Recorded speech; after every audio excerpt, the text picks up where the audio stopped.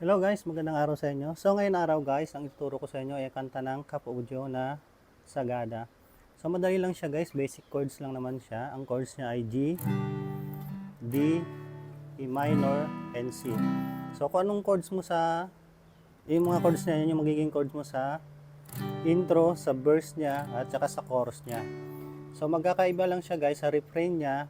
Ang refrain niya ay E minor, C, tapos D and C.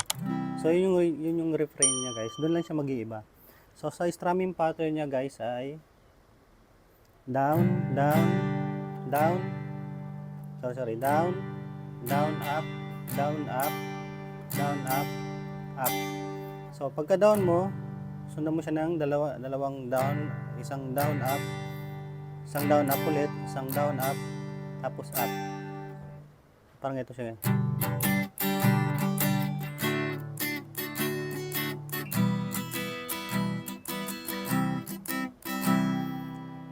So sa yung parang chords niya na parang pinapalm niya, ang ginagawa ko lang doon, yung parang pinapalm mo, dinidikit mo siya sa string ng gitara para medyo ma-palm siya ng tunog. May palm na konti yung tunog niya.